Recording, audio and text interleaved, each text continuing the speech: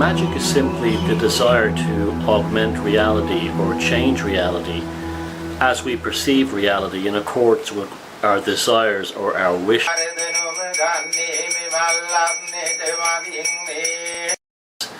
This idea is as old as humanity itself and has not changed from probably the Paleolithic to today. It is common in the West, it is common in the East, it is common all over the world. And the reason why is because magic actually works.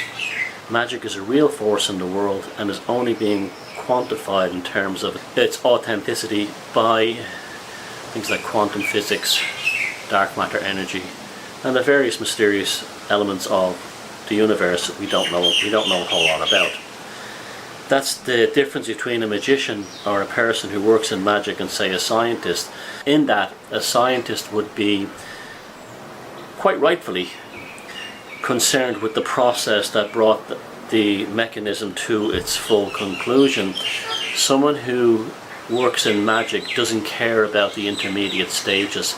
They're only interested in the process in terms of what begins it and how it's concluded. In other words, the commencement, the ritual and the result, and nothing else. What causes and changes reality as that intermediate force is irrelevant.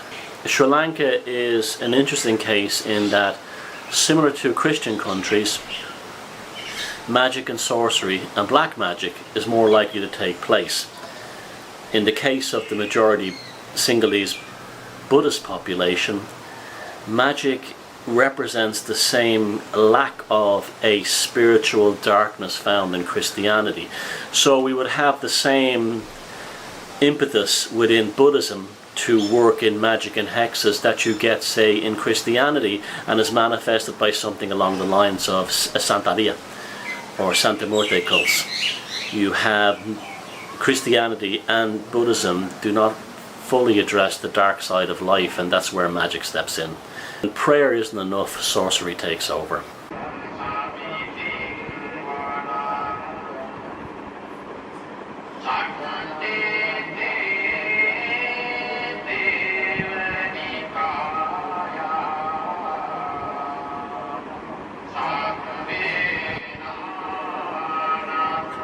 In Sri Lanka, magic and sorcery has actually only really begun to grow and reach almost epidemic levels within rural areas in the last century.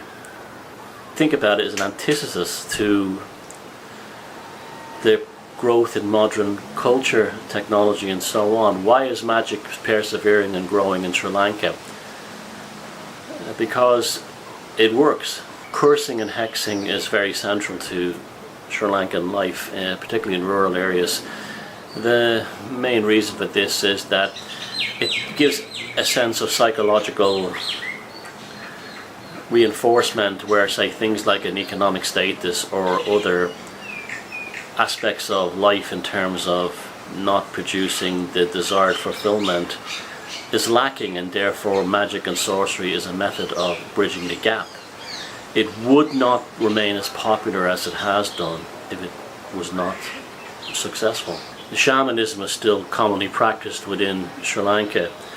As a ritual known as the Raban drum, basically a form of shamanism to drive out evil spirits, whereby the necromancer, as they call them here, will play drums and dance to drive out a spirit.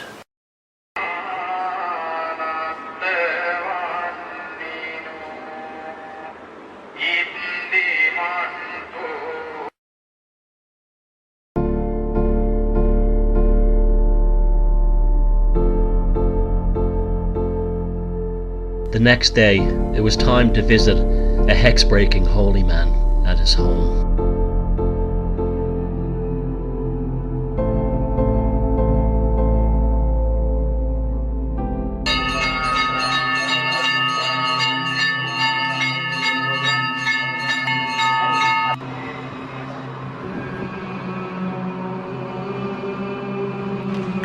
May I ask the request?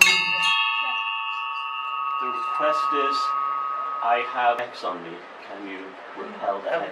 ගෑණි දෙන්නා මේ අපල දාලා තියෙනවා මේ. Bali Many maging Vardanum Gandhi, Mimalapne, Maging me, Menaraduka Durukarandi, Vandurukari, many maging Varde, Nomagandi, Mimalapne, Maging me, Menaraduka Durukarandi, Mahakali, many maging Vardanum Gandhi, Mimal. At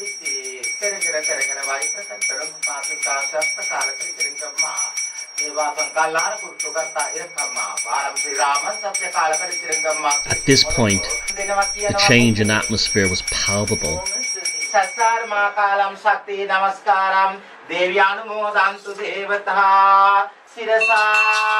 In a true magical sense, the atmosphere was enhanced by the semi-darkness and the paraphernalia.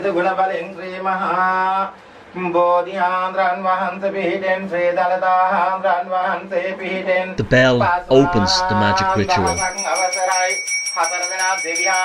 The flame atop the coconut only burns for a limited time.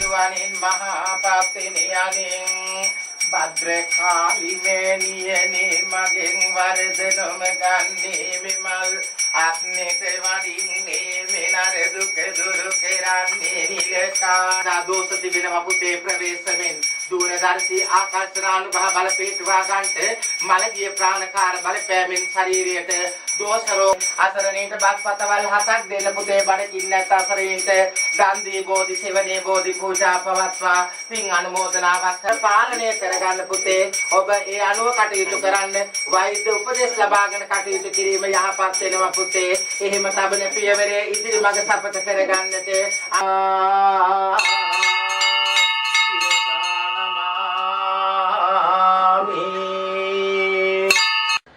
What was really interesting about going into the Buddhist witch doctor's place of work was the raw intensity of it.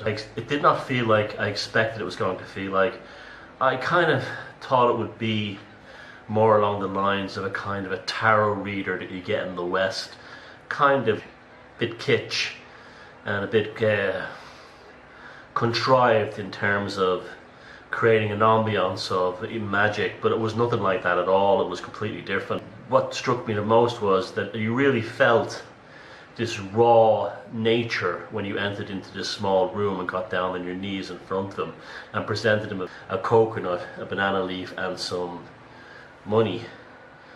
He rings the bell, he begins the chants, he begins the incantations, and you can feel the hairs on the back of your neck standing up. You can really feel that there's something happening here. A lot of this will be yourself who's generating this charge within yourself. This is the theatrics of magic, the ambience of magic, the performance of magic. And at the same time, whether it be Western magic, Eastern magic, shamanism, African, European, North American, whatever, the actual performance and the theatrics is an integral part of the effectiveness of the magical outcome, because this is what raises your consciousness to levels beyond that of the mundane.